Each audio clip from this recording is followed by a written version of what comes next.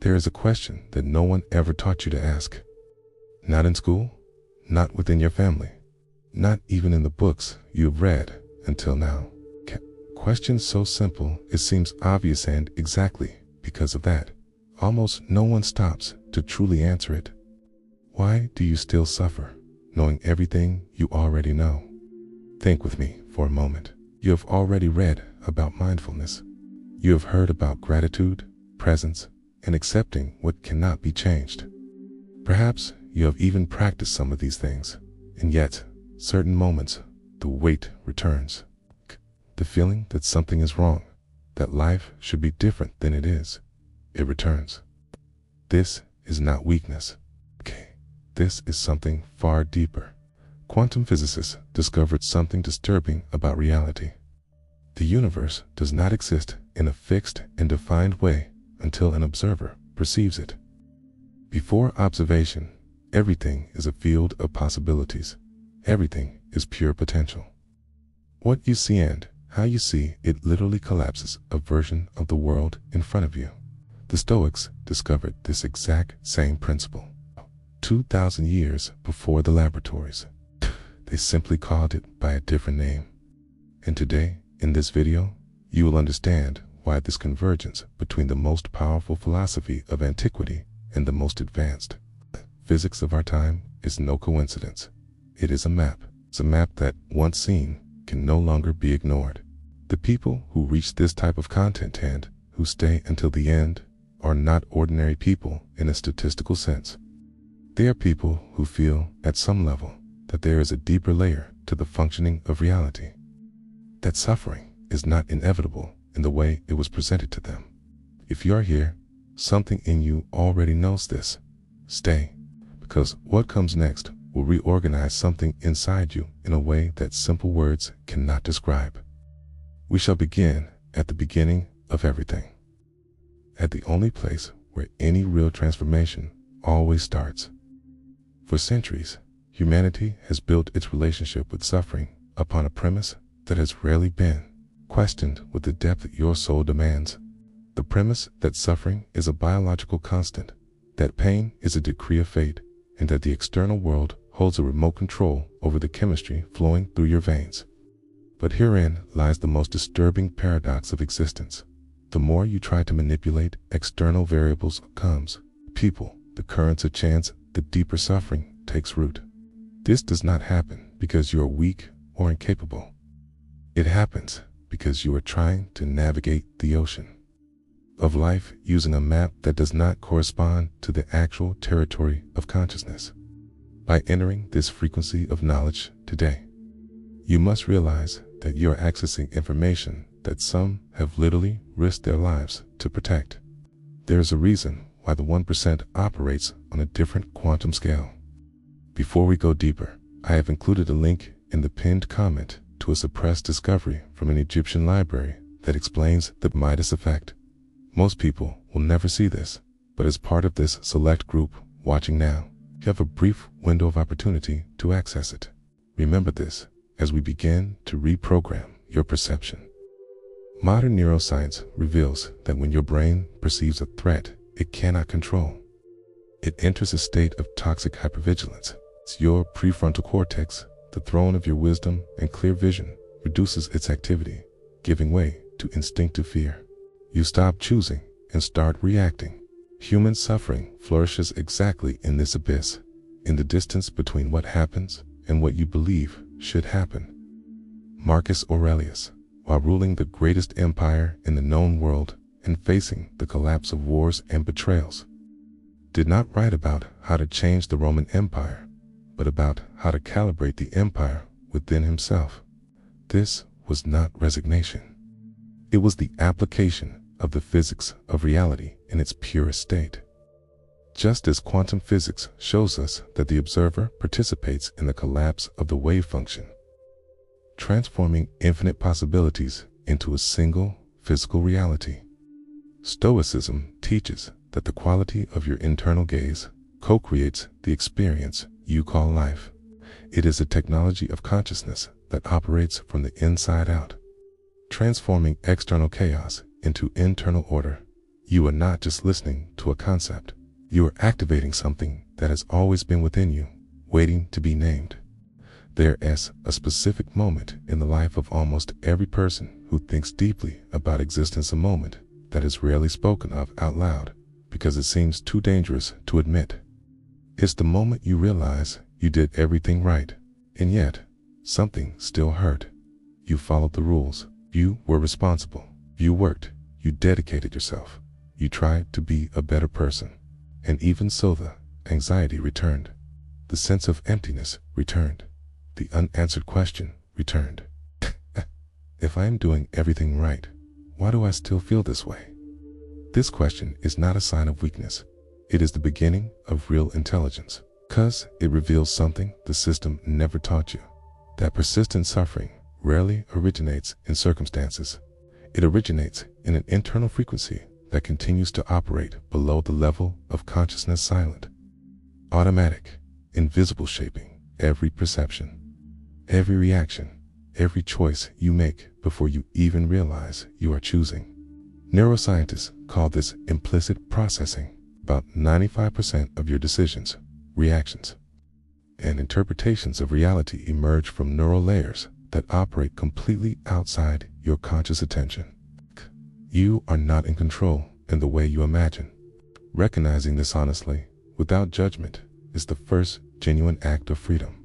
Epictetus was born a slave, literally, without rights, without property, without guarantees over his own body. And it was exactly in that condition that he developed the most powerful principle ever articulated regarding human nature. He said, there are things that depend on us and things that do not.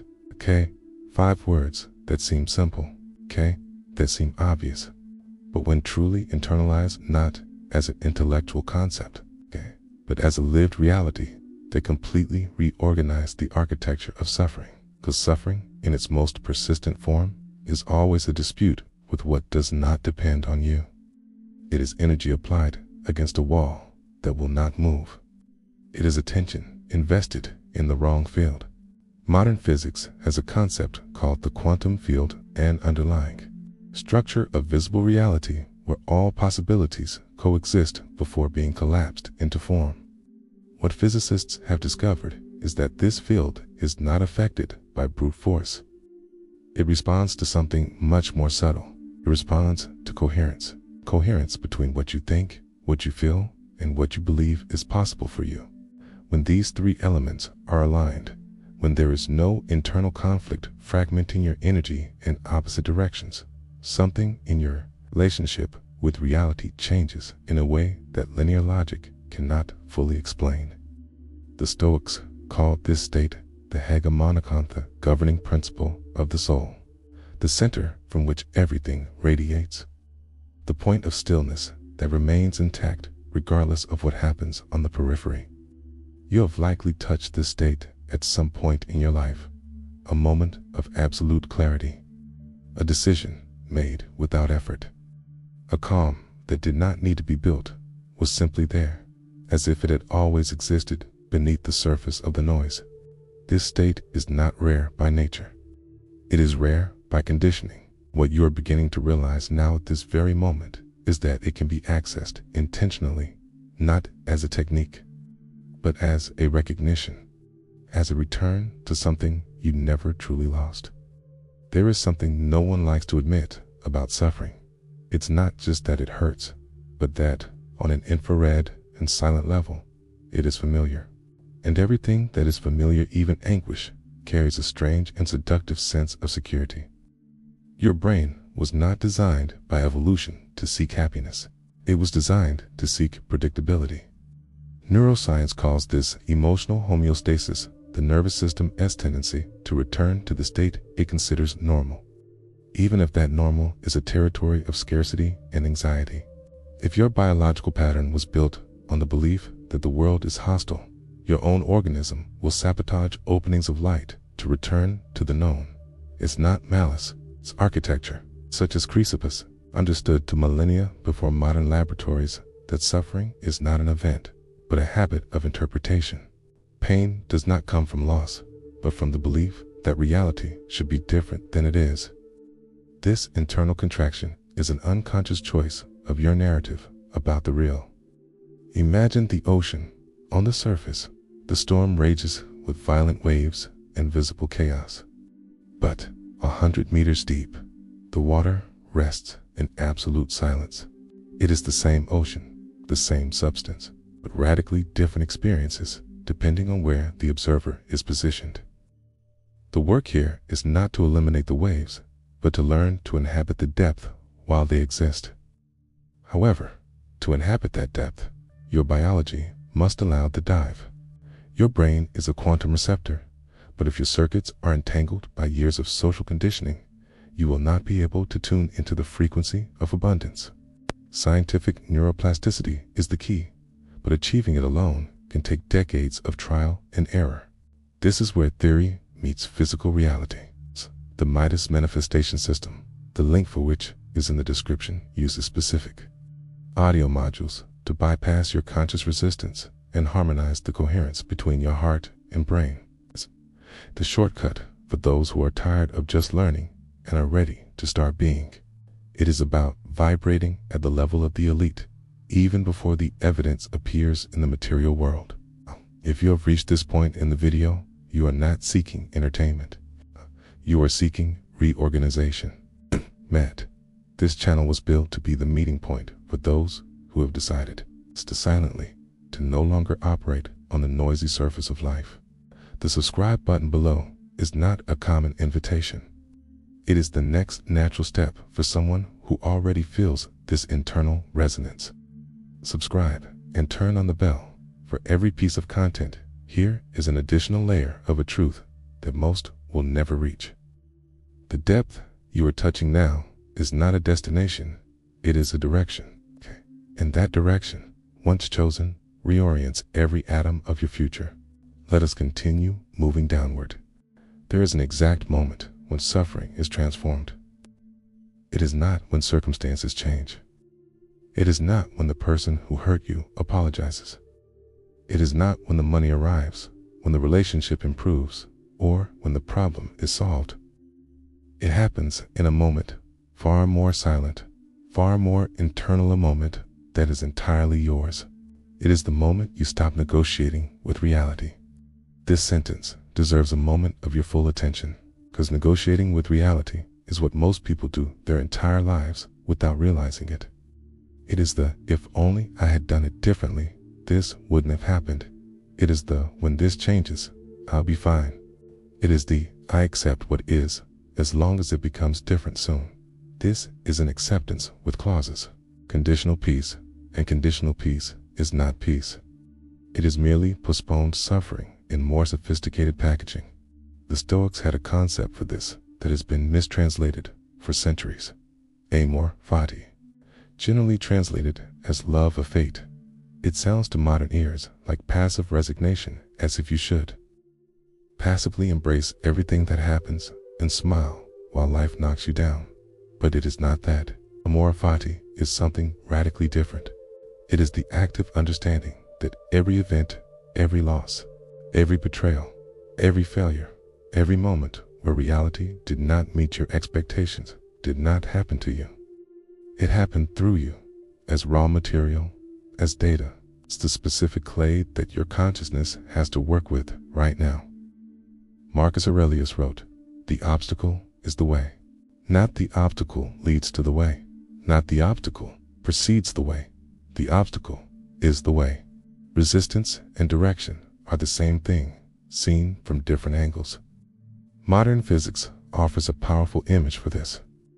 The principle of entropy tells us that closed systems tend toward disorder, but open systems that interact with the environment, that receive disturbance, that process tension can use that very disturbance to leap to higher levels of organization and complexity. Suffering, when moved through consciously, is productive disturbance. It is not punishment. It is evolutionary pressure. And the difference between those who are destroyed by the pressure and those who are reorganized by it does not lie in the intensity of what happens. It lies in the quality of attention the person offers to what happens. Attention without judgment, without negotiation, without the layer of narrative that transforms an event into a catastrophe. This is not something you learn once and possess forever. It is a practice, a muscle, an orientation that needs to be renewed because you are weak, but because the conditioning is deep and the external environment is loud. And here is something you may not have realized about yourself yet. You are already practicing this now by choosing to go deeper instead of distracting yourself, by remaining present with ideas that demand something of you, by not turning away when the conversation grew dense. The turn does not happen out there.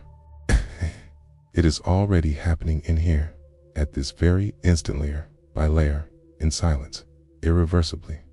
There is a question that Stoic philosophy asks indirectly, then modern neuroscience asks very directly, which has the power to completely reorganize how you experience every day of your life.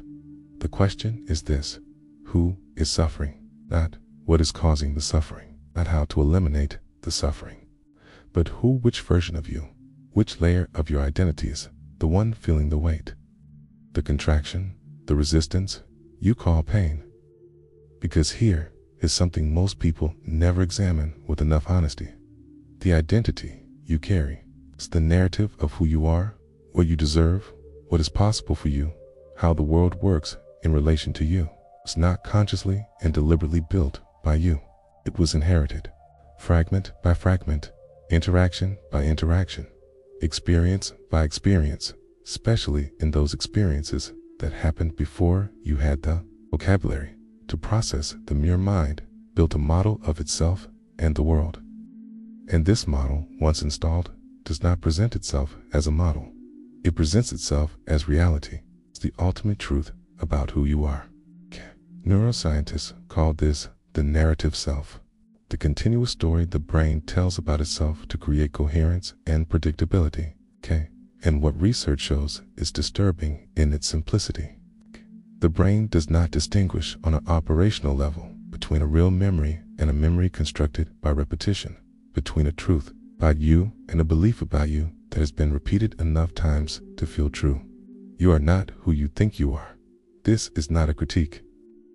It is an opening, because if the identity that carries the suffering was constructed then it can be examined, not destroyed, not denied, not suppressed by force, but seen with enough clarity that it loses the automatic power it exerts over every choice you make. Zeno of Citium, the founder of Stoicism, taught that humans possess a faculty that no external circumstance can touch. He called it Prohairesis, the capacity for internal choice. Not the choice over what happens, but the choice over how you position yourself in relation to what happens. This is technology, not just philosophy. Prohairesis is not an abstract concept. It is a real neural function. It is the prefrontal cortex operating at full capacity, observing, evaluating, choosing, instead of reacting automatically from the more primitive layers of the nervous system. When you develop this capacity, you are literally reconfiguring the functional architecture of your brain. Neuroplasticity is not a metaphor. It is the mechanism by which identity can be rewritten out by willpower, but by the quality of sustained attention over time. The version of you that suffers chronically, that reacts before choosing, that interprets before observing is not the final version. It is not the essential version. It is a version constructed under certain conditions, which can be transcended under different ones. The conditions you're creating right now, at this very moment, by choosing this type of encounter with yourself.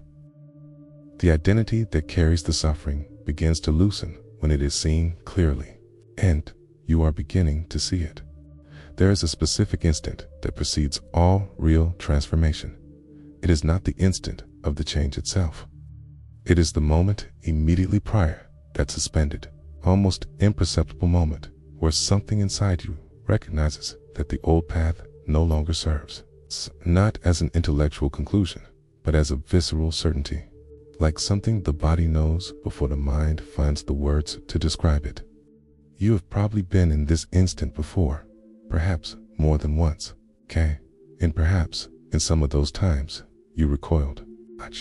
not out of cowardice, but because real transformation demands that you abandon an identity which, however limiting it may be, still offers the security of the known. And the human nervous system, as we have explored, it prefers the familiar over the unknown even when the unknown is freedom. Okay? The Stoics called the moment of transformation Metanoia, change of mind, so profound that it reorganizes how you perceive everything. Not a change of opinion, a change of lens. A change in the very instrument with which you observe reality. And here is what makes this concept scientifically fascinating. Quantum physics describes a phenomenon called a phase transition. Okay? Moment a system changes state abruptly and irreversibly. Water becoming steam. Okay? A magnetic field collapsing and reorganizing in the opposite direction. The change is not gradual. It happens at a threshold, and when it happens, the entire system is different. Real human transformation works the same way. It is not a linear accumulation of information. It is not consistent practice that one day gradually produces a result. It is a pressure that builds up insight upon insight, perception upon perception, till something hits an internal threshold and the whole system reorganizes. You are near that threshold now, not as an empty promise, but as an observation of what this type of conversation does to the nervous system of a person who is genuinely present. Every layer we explored together in this video was not just information, it was organized pressure. It was productive disturbance applied in a deliberate sequence upon the structures that keep suffering in place. Seneca wrote in his letters a phrase that has crossed 2,000 years with intact precision. Nusquam est, quae ubique est, who is everywhere is nowhere. Dispersion is the opposite of transformation. And what you did by staying here, by not dispersing your attention, by not jumping to the next stimulus, was an act of concentration that most people rarely practice. This has weight. It has internal consequences. Because attention is not passive. Attention is constructive, where you direct your attention in a sustained way with what quality? What intention? What openness is, literally, where you build neural reality. It is where the old identity begins to lose density and the emerging identity begins to take shape. Beneath it, beneath the anxiety, the doubt, the suffering that insists on returning, there is a level of you that has never been disturbed, that never needed fixing. The Stoics called this the Daimon, the inner guide, the voice that does not shout. It is there, quiet and firm, waiting for the noise to subside enough to be heard. You are hearing it now.